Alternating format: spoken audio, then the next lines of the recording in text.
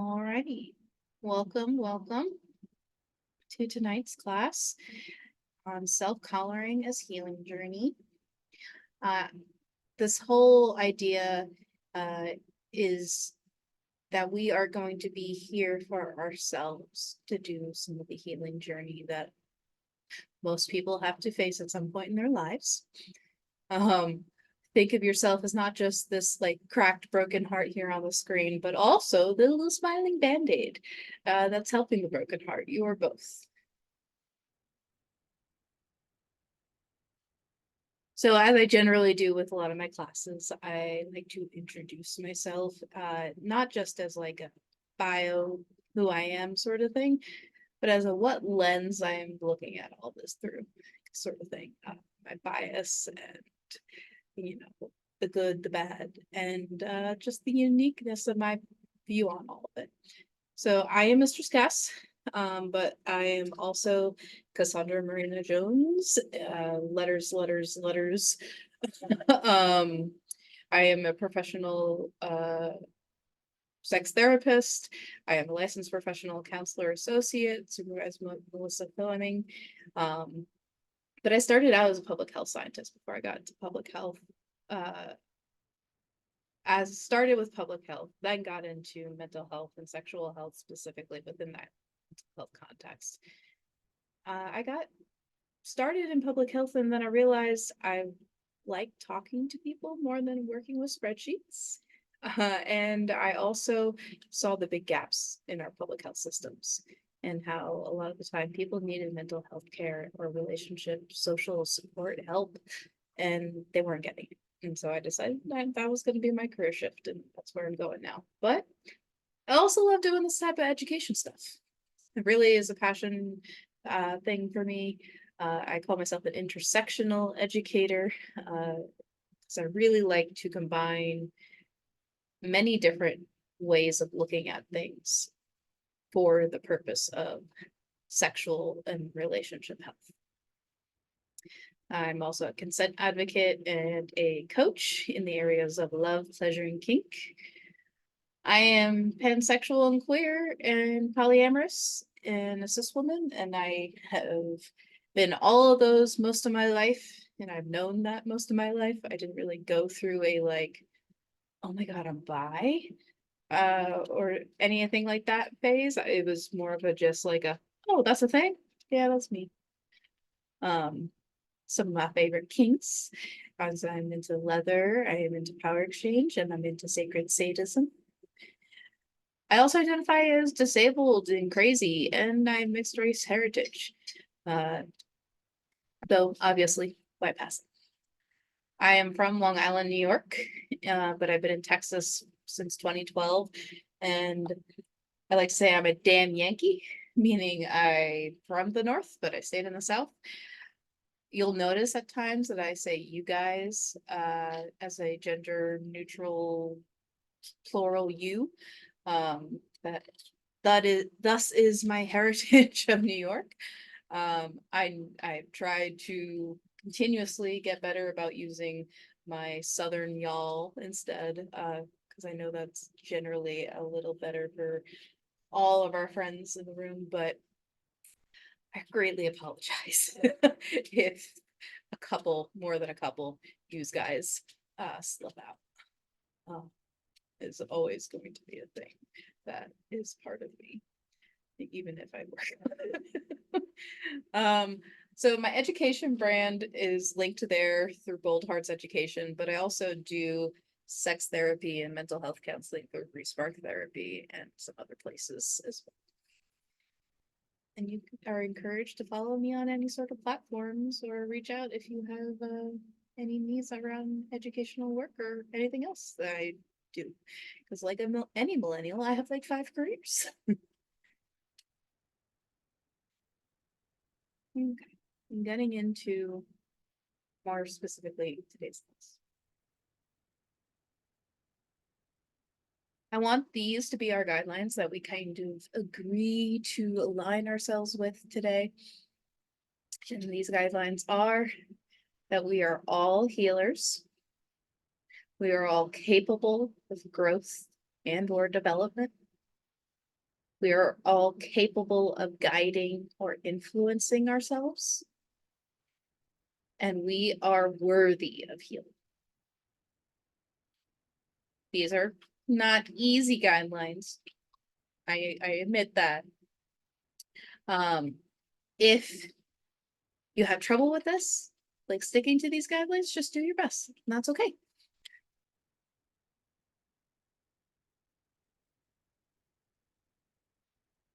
So a lot of you might be familiar with self-coloring in general. You might have heard the term. You might be familiar with the different forms of self-coloring out there. There's many reasons why someone might wear a collar without it being associated with a relationship or a dynamic of sorts. One of the reasons could be self-mastery, which maybe is a version of what we're going to be talking about tonight, where you are like dedicating yourself to improving and being responsible for yourself, in control of yourself, developing yourself, blah, blah, blah, blah, blah. A collar for yourself might just be a symbol of like dedication to yourself, that you are going to, you know, put yourself first kind of thing. That could also be a little bit of what we're talking about tonight too. A collar could be self-protection from yourself or others. I think of like these foamy medical collars that I have pictured here towards the bottom as like a type of self-coloring for self-protection, because if you really tried to move your neck in some of those collars, you probably could. Most of the time, that kind of foamy collar is more to remind you to be gentle with yourself, and provide a little buffer. It's kind of similar to that vibe, I think, of when it's more in the self-protection sense. Another type of self-coloring could be through a dedication to a personal mission or some sort of philosophy. This might be like the priest collar I have pictured here on the bottom left. It might be, you know, a really cool like BDSM kind of collar, but it's dedication to queer anarchy as a philosophy. It's dedication to some sort of important mission of something. But usually in this one, it's a little more of a like a little bit of a spiritualness in it a little bit, even if they're not really religious or spiritual. There's so much dedication that it has a spiritual air to it. Someone says, I need a cone like a dog. Yes, that is a form of self-protection collars. And, you know, wearing a cone would definitely send a certain self-coloring vibes. And then some people just wear collars for themselves because they like the aesthetic. They like the style. They like how it looks. It just feels right. And that's a perfectly valid reason to wear a collar if that's what you got. Any of these reasons are just as valid as any of the others. But today we are focusing more on this self-mastery and dedication to self-peace for self-coloring.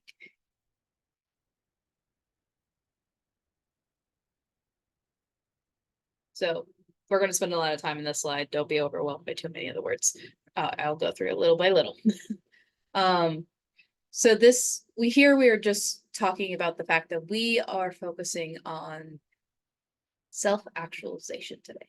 Self-actualization in the context of Maslow's hierarchy of needs is quite high in his hierarchy of needs. His hierarchy of needs, Maslow's, is the triangle on the left side, where you have physiological needs at the very bottom, like food, water, things like that. Then safety needs right above it, which are things like a safe shelter from the weather and things like that. Right above safety is things like belongingness and love needs, like being connected to a caregiver, being connected to loved ones and friends and a community. Above that is esteem needs. Esteem needs is kind of like self-esteem, confidence, maybe some legacy stuff mixed in there, maybe some social power stuff mixed in there too. Above esteem needs is the need to know and understand and learn. So, learning a craft or about a profession or something like that would be, you need to know and understand. Above that is aesthetic needs, like physical personality in a way, like how you express yourself is more about aesthetic needs. And then we have this more self-actualization piece, which is to really like know and understand yourself, not just know and understand an external thing, like in the need to know and understand, but to really like come into yourself. And then the idea, sometimes self-actualization is the tippy top of the pyramid, but a lot of time you'll have that transcendence piece on top of it, which is kind of an idea of like, in a spiritual way, nirvana might be the right word for that. And transcendence, though, can just be not necessarily spiritual, but just like above all the bullshit of the world kind of piece. And Maslow's hierarchy of needs is a very useful tool, I think, but it is limited and it is a little plagiarized. Maslow learned a lot about his, ideas that he ended up publishing from the Blackfoot Nation, studying their sort of hierarchy of needs, though that's not necessarily like the terms they used for it. And you'll see on the right side triangle is more the First Nations perspective on a hierarchy of needs. And, I like to think of like Maslow's as like the very, very bottom of self-actualization is physiological needs, and then safety, and then belonging, blah, blah, blah, blah, blah. That all falls under self-actualization in the First Nations perspective. But then we have this expansive idea of time and multiple dimensions of reality. So it's not just self-actualization. That's not the tippy top of human development and human needs. Above self-actualization, community actualization. Above community actualization, there's cultural perpetuity. I always have to put that. And this class is focusing more on self-actualization, but I felt it really important to emphasize that there are higher needs for humanity above self-actualization, like community actualization and cultural perpetuity. And you can still integrate pieces of those higher needs into the self-actualization process and the self-development process. Just because you're working on safety needs like gaining safe shelter doesn't mean you can't be also working on your aesthetic needs. Like you can work on multiple levels at the same time. So don't feel too like stuck or ignore the other needs going on in your life and world. And I saw we had someone new, so I'm going to put the link to the slides in the chat again, so you can go look at them and follow along with us.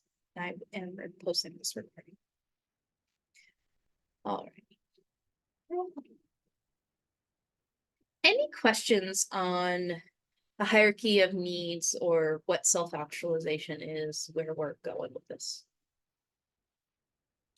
I have a lot more material, so.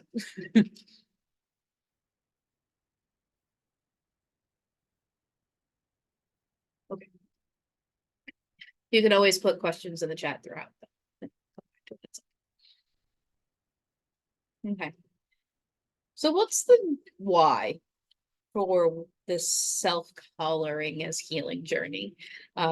What's our motivation? Like, why would this be possibly a good idea? Um, there's many ways to come about at that question. I come at it from a more of an attachment theory base. And I am not going to go super into depth about what attachment theory is today. I mostly want to talk about the two pillars within attachment theory of secure base and safe haven. To help you understand those, I think, is to help you understand how to create those things within yourself, for yourself. So I love this little graphic from Cooper, Hoffman, and Powell that exemplifies what secure base and safe haven are in this idea of a circle of security. And yes, all these examples in this little graphic are about like raising a child and creating safety and security within a child that you are parenting. But it is very similar to how you might self-parent, how you might be a good friend, how you might be a good partner. A lot of it's going to look the same. So secure base and safe haven are integrated in each other. They can be playing together at the same time. But secure base is more about the ability to go out into the world. It's about exploring and feeling supported in that exploration. So, you know, for a parent, it's like, yeah, go play at the playground. I'll be over here. Like, go have fun. Go play. And the security in knowing that like the parent is watching over the child play. The security in knowing that they're delighting and helping and enjoying that and everything. That's the secure base, to be able to go out. Safe haven is the ability to trust that you can come back. It is like when the kid scrapes their knee on the playground, or even just, you know, wants to check over their shoulder to make sure parent is watching. You know, that's safe haven, to know that they can skin their knee and come running back to home, and knowing they will be welcomed by their caregiver and be protected and comforted and delighted, and even help organize the feelings of the experience that might have been slightly upsetting or majorly upsetting. And it can function in a partnership as an adult. I mean, we want our partners often to be able to support our like going out into the world, but still be there for us when shit goes down. And I want it to eventually be the same sort of thing for ourselves. I hope for all of you that at some point you might be able to experience security and safety for yourself with yourself. That you'd be able to support taking risks in life and give encouragement for healthy risk taking, and be there to comfort yourself when you skin your knee and, you know, the risk doesn't, you know, pan out like you hoped it would. And being able to be there for yourself and be a strong, wise, kind force for your like inner child aspect, to be able to follow your needs to go out into the world and to follow your needs to come back home to safety, to be able to like take charge of your feelings and be there, be that like parent to your own self in a way, is the whole idea of like applying security and safety to yourself. There are a lot of great resources on attachment theory out there. I have my attachment theory class, I think, on my YouTube for free, Binding and Bonding. But there's Polysecure by Jessica Firm is a great book that goes pretty in depth.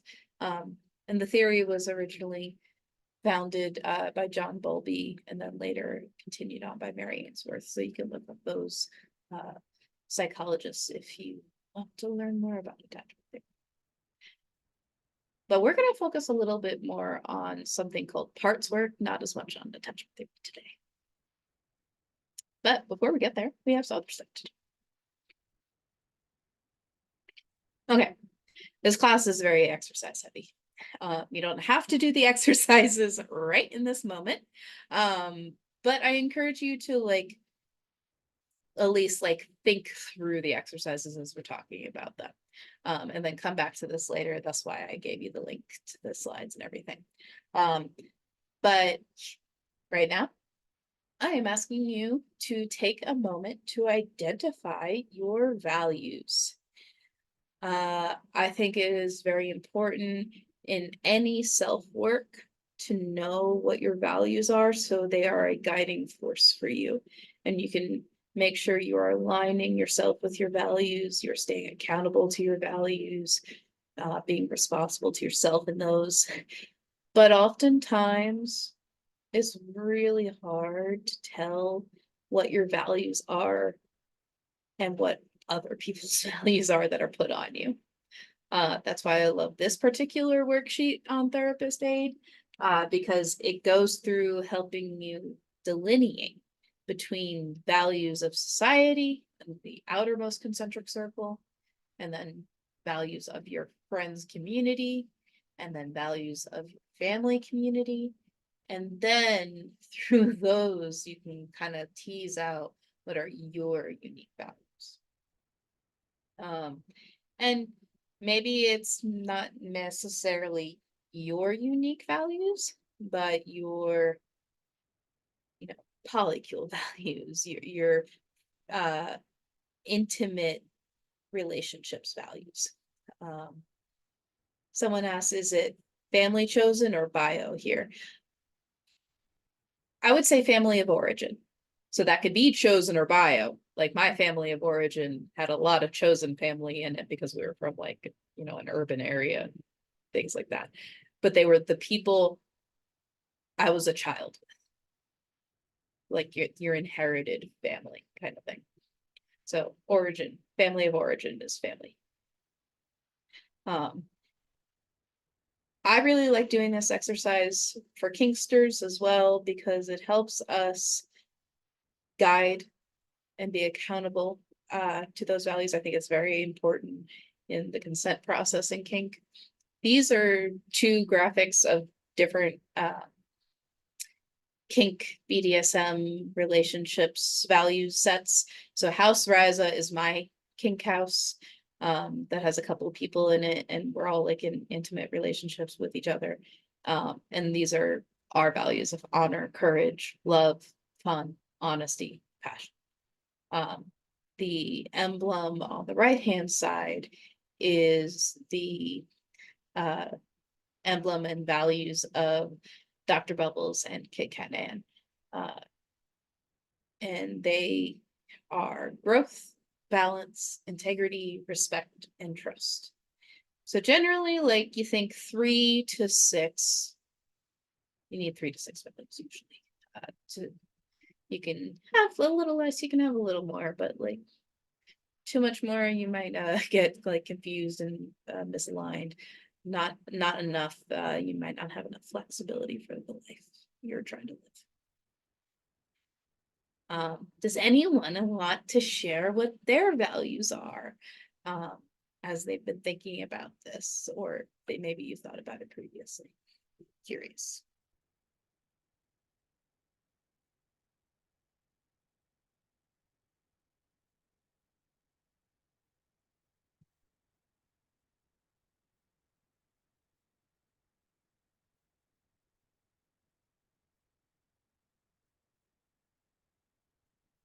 And if you want to share later with me too, like if you go through this later and you're like, hey, what's another word for blah, blah, blah? I'm always like happy to play like a contextual thesaurus.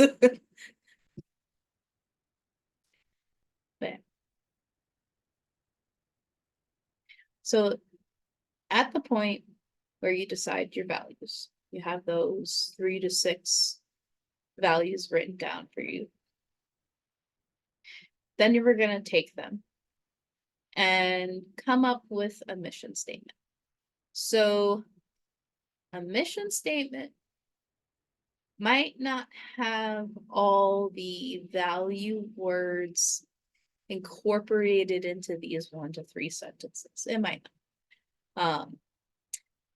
But it alludes to the energy of those values. It's 1 to 3 sentences that help you clarify what you're devoting yourself to. So, that mission could be something like, I aim to understand and love my inner child more than I ever have before. Maybe that's your mission for self-coloring right now. Maybe your mission for self-coloring is, I aim to challenge myself to learn how to cope with XYZ thing and grow through it. And those values can help you formulate this mission statement. They can be incorporated in these sentences, especially if like 1 or 2 of those values are really much more important to you than some of the other ones. They might like shine through in your mission statement. Oh, someone shared what their values were from the previous slide. I'll just mention them. They were integrity, curiosity, inquiry, transparency, compassion, and imperfection.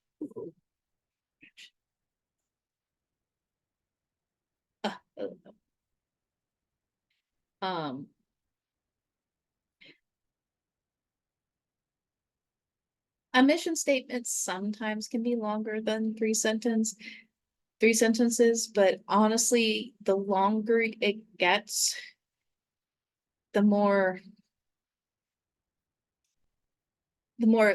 less oomph it has. I think sometimes it doesn't like hit us quite as easily as when it's short and sweet, especially when we're having really hard times. Short and sweet often allows us to connect with the energy of something than like really long and wordy. Because when we're stressed the fuck out, our brains are not like firing on all gears.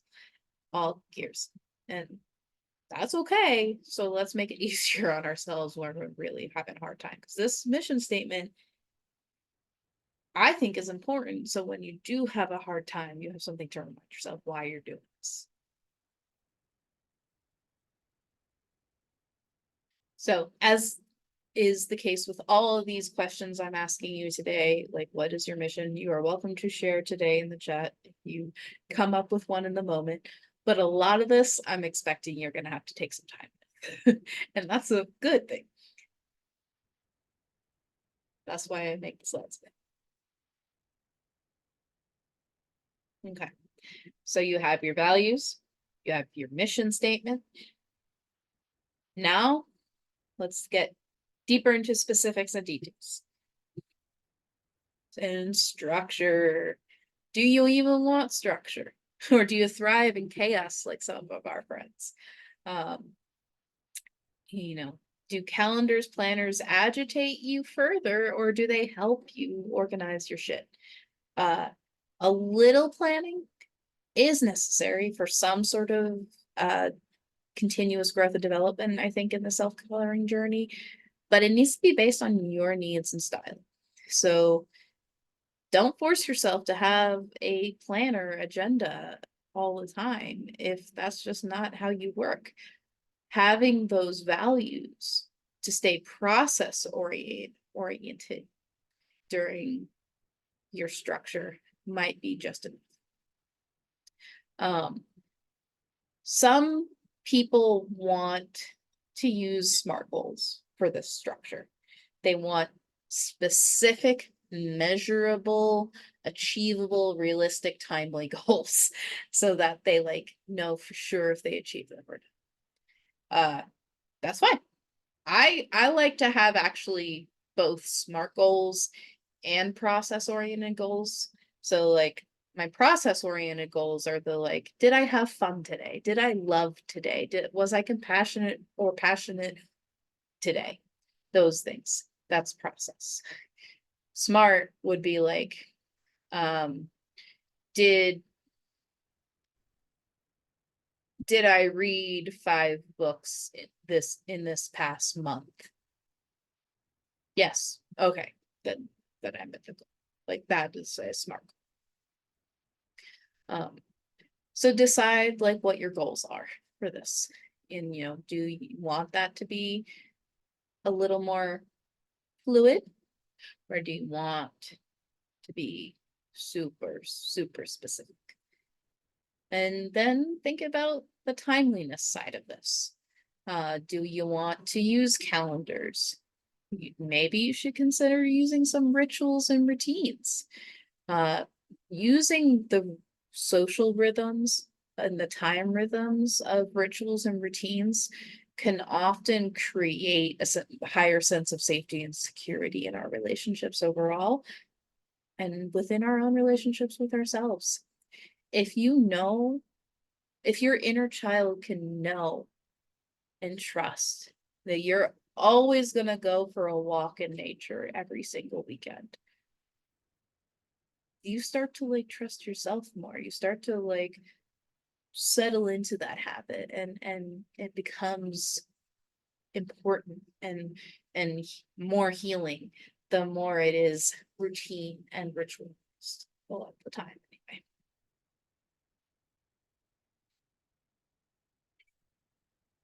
Any questions about structure? Oh, someone said in ACT, the M is meaningful for SMART goals. I like that. And this person said, I've seen the R as relevant as well. Yeah. That might be helpful for some people, because, measurable might not, might be too sciencey something or something. Meaningful is a good word for it too. Okay.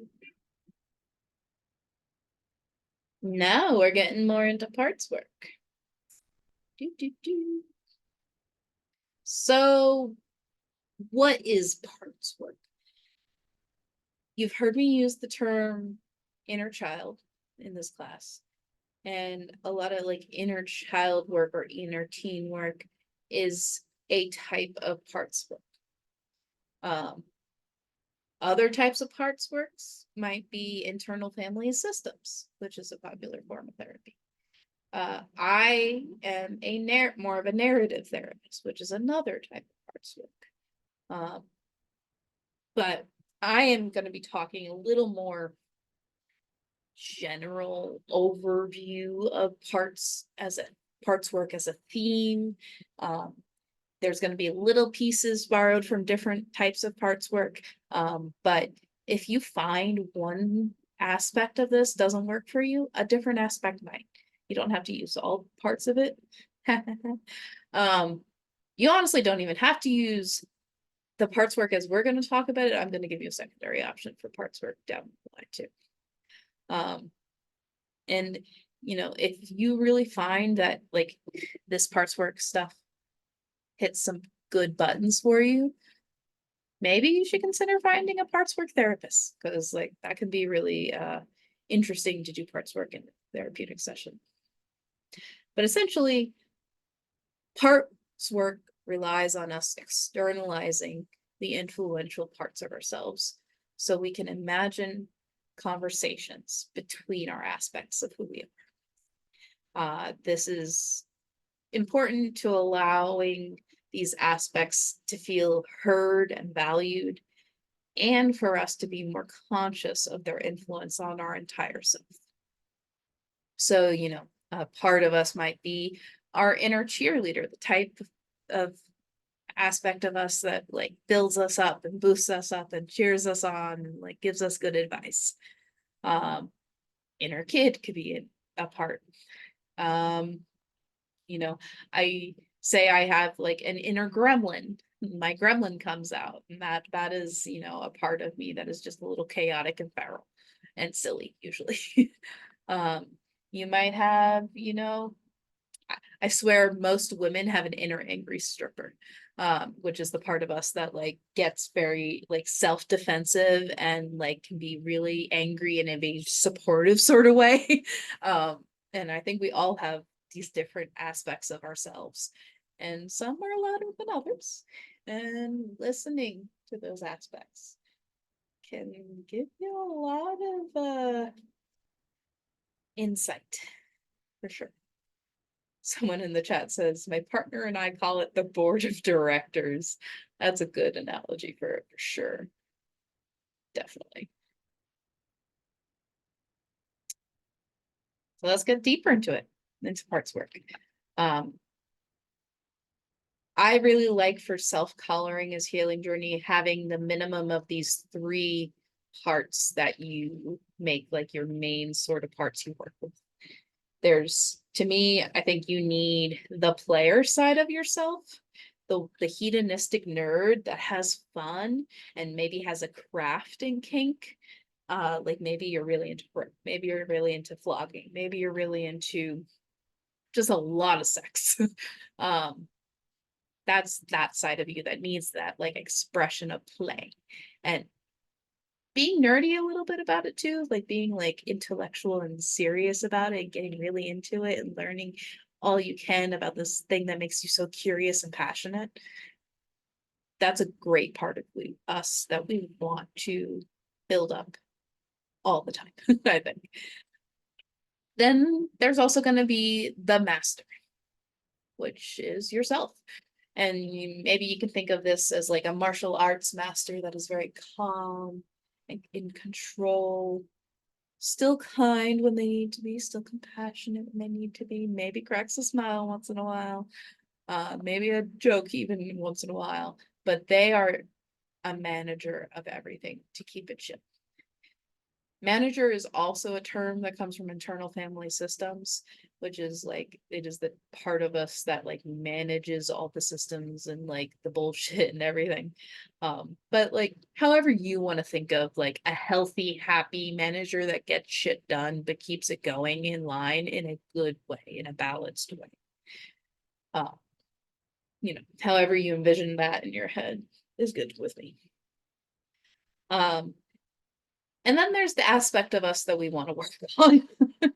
The struggle bus, the inner kid that maybe it's the inner teen, maybe it's not like your inner kid or teen, maybe it's just a part of you that just really could do a little better.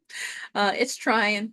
Oh, it's trying, but you know, it makes bad choices, or it's the part of you that has a really bad people picker, trusts too easily, love bombs, like any really any habit that you are having a problem with, any part of you that you're like, why am I doing that? What the fuck, man? Like that's the part that I'm talking about with the struggle bus. Tune into that part of you. Don't try to like throw it away. Listen to it. Like it has something valuable to say, even if you can't like do what it wants. You still should hear it. And you might have a gazillion other parts. Like these are just 3 that I think you need to kind of start with if you're doing the self-coloring as healing journey. You might find it very beneficial to incorporate more than this.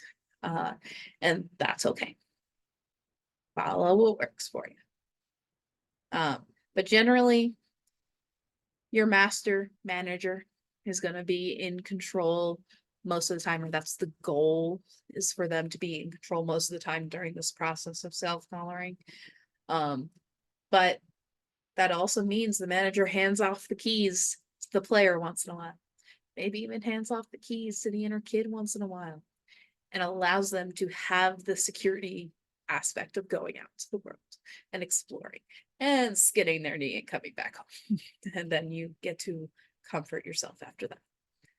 And skidding your knee and coming back home and comforting yourself allows you to go back out there again and maybe, you know, bump your knee, not skin it this time, and then do a little.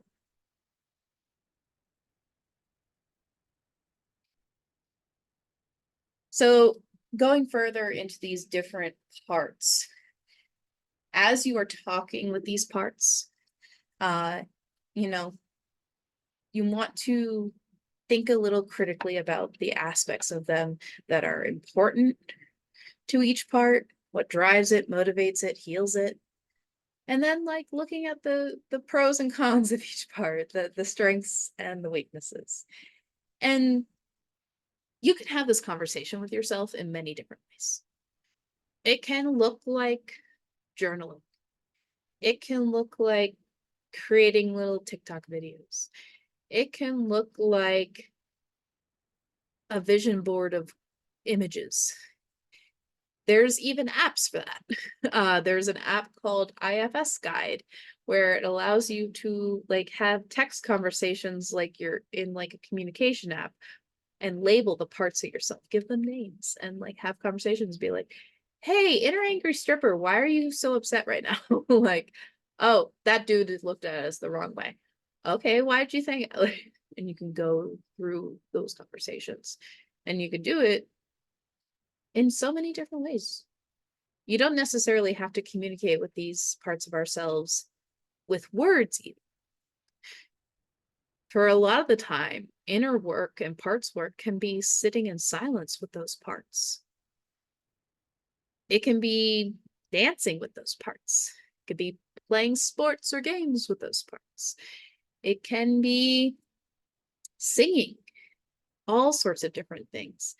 It doesn't necessarily have to be a conversation, like an actual conversation. But however you converse with yourself and these parts, think about these aspects. What drives you? What would heal you? What strengths does my inner kid have? Maybe it's creativity, maybe it's curiosity. What weaknesses does all these parts have? I was like, oh, that part maybe is a workaholic. That part maybe trusts too easily and like has rose-colored glasses. Be aware of all these different intersections of your parts, the good, bad, the ugly, and the in between. And some of it might just be neutral stuff to be aware of and not do anything about it, but at least you noted it.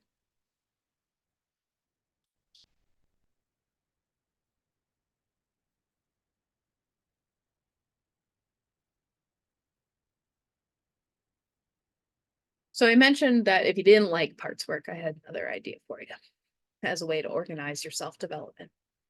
And that's by going through the social determinants of health. You can use this to integrate with parts work, or you can do it totally separate from parts work, where you just think of the aspects of your life that you want to improve upon. So instead of thinking of your inner kid part, it's your professional part. Your inner professional, it would be, oh, I'm going to work on my income and my job. I'm going to work on my housing. I'm going to work on my mental health, my transportation stuff, my education stuff, my isolation and loneliness. I'm going to work on environment and safety, or hunger, or medical care. There are other ways to organize this too. But generally, you need some sort of like mental organization of everything in your life in order to kind of understand the patterns of who we are. We're very good humans, we are at pattern recognition. And so like putting ourselves into these little categories and containers, the aspects of ourselves into these, and then like using that as a way to understand these aspects of ourselves generally allows us to connect with these parts of ourselves. And through that process of connection, improve, heal, and develop.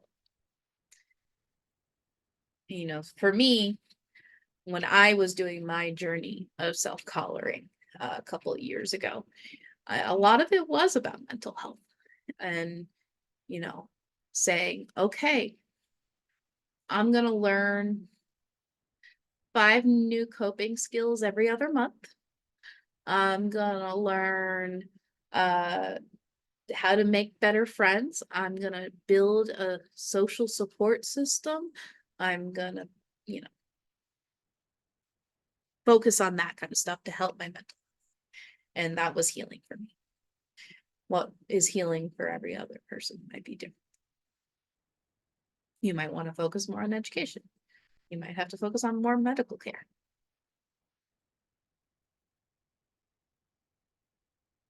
And you still have to integrate others. So this self-coloring thing might sound like it's super on your own. And for a time and at times, yes, it may be. And alone in the sense of hoping to build that security and safety in that aloneness. But you should still incorporate other people into your life. Self-coloring is not an excuse to hella isolate yourself. You still need support from your social system. Humans are social and we need that support. I like to think of self-coloring as a little like similar to solo poly in a way, like how solo polyamorous tend to think of themselves as their primary partner, like they put themselves first and that's their main primary connection in life. I think of self-coloring as that more in a kink sense. And so think about that in terms of partners. You can still have other kink partners and dynamics while you're self-coloring.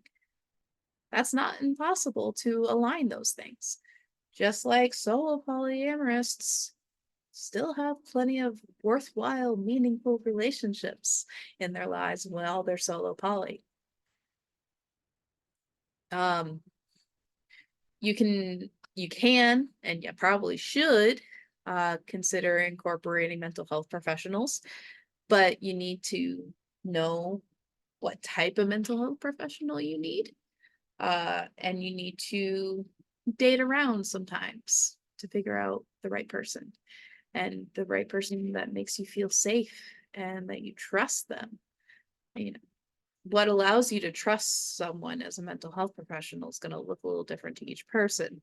But for me, I mainly want to see in like a mental health professional bio, if I'm searching for care for myself, I want to see certain things in their bio because those are important values to me in my care. And I know they will help me in my specific healing process. For me, it's things like I take a non-carceral social justice point of view. That's gonna like, oh, that's a green flag for me. For you, it might be like, oh, I am very familiar with LGBTQ community.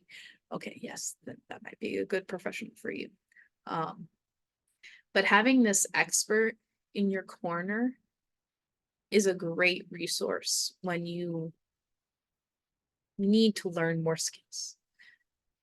It's understandable that you wouldn't be able to 100% teach yourself, guide yourself. That's normal because humans were not made to be like solo, isolated individuals. We learn how to walk by watching other people. We learn how to talk by watching other people. We learn everything from other people. And so if you get to adulthood and you're doing the self-coloring process and you realize you don't know how to emotionally regulate, you don't know how to take care of yourself in a crisis, you don't know how to tolerate distress, anything like that, that's okay. Understandable. Someone probably didn't teach you then, and you now can go find someone that will teach you.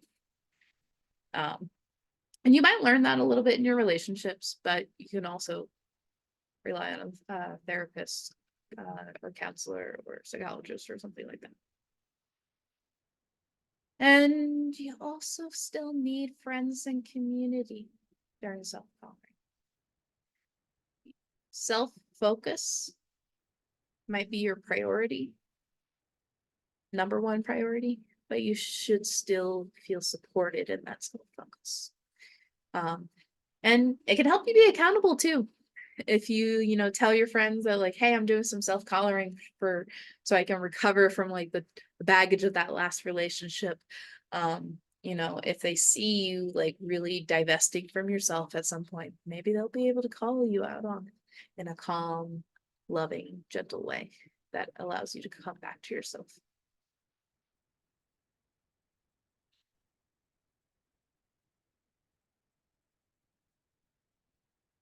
All right. So this link is to a goals roadmap that you can use to help you plan out the timeline of your self-collaring journey. So this is like, it has 4 columns, if I'm remembering correctly. You can put the date, like the week range of dates, and down in that first column, and then the 3 other columns are the theme goal category. So for me, my 3 different like goal categories might be relationships, work, and physical health. And in each week slot, I'm going to put a goal for each realm that says, you know, in relationships, go on 1 date and send flowers to 1 partner per week. Here, here, here, and here. Okay, got that. And then for physical health, you know, oh, this week I need to go to that doctor's appointment. This week I need to make sure I work out 3 times that week. This week, maybe 2 times because it's a busy week. Things like that. And the link is to a Canva document, I think, so you can download that and print that out and make it yourself. So you have like a sort of like journey plan. Of course, you don't have to use it if it's not helpful for you, but a little bit of planning can go a long way and be a good guiding force for yourself. And plus, it might be a favor to future you, the future you that gets a little overwhelmed and like, I don't know what to do next. Oh, next week I do this. Okay, thanks, pass me.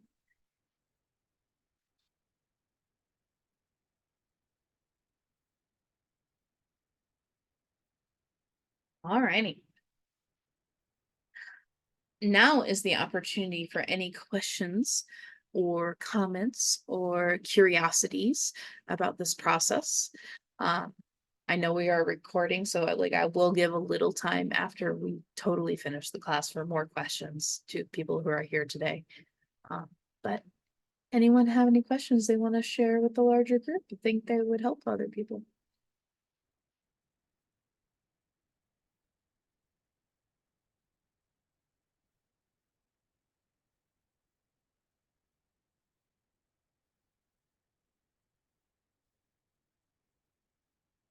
Okay.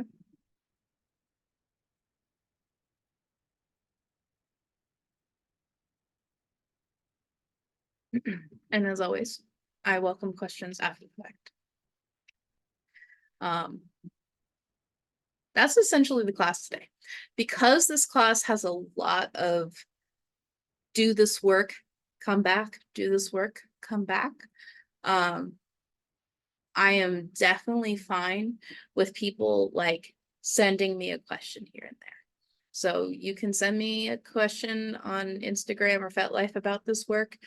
Keep it to a simple single question, please. And I would like, because I want to be able to like, if it's a good question, share it with other people because you pass on the learning and the growth, hopefully.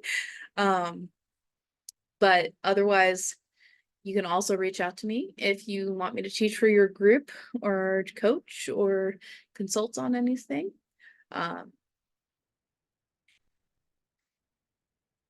Someone had a question. Could you restate what each column on the roadmap is generally supposed to be? So the first column is the date range.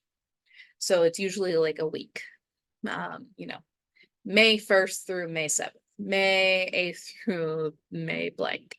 The second, third, and fourth columns are going to then be general goal categories or themes. So they could be, you know, physical health, mental health, professional life. Could be relationship health, mental health, and leisure activities. But generally your 3 top goal priorities for that goal roadmap. You're welcome. And if you get confused, send me a message. If you really like this class, I appreciate any sort of gratuity cash app contributions. My little usernames are there if you like to send that. But of course, not required if you need to focus on yourself. I encourage that. I like to leave you guys with a song to listen to as we close out this class. I'm actually not gonna play it over the recording. I'll play it after our stop, or you guys can go listen to it. But the song is You Might Not Like Her by Maddie Zane. Trigger warning, content warning, you probably will cry, probably. And there is at the end of the song mention of parents that are loving and caring and, good peoples. If you don't really have that kind of parent in your life, and that's really hard for you, I'm your mama now. You can think of yourself as like when you get to that part of the song where the good parents are like showing pride in their child. I have pride in you. I am so proud of you. You could do so much. So I encourage you guys to listen to that song and come back to yourself. But generally, that is our class tonight. I really appreciate you all coming today and learning about this topic for yourself. And I hope it helps you in your journey of healing and growth and development. And I hope you leave this with just a little bit more love and appreciation for yourself and who you are, because I appreciate you. Thank you.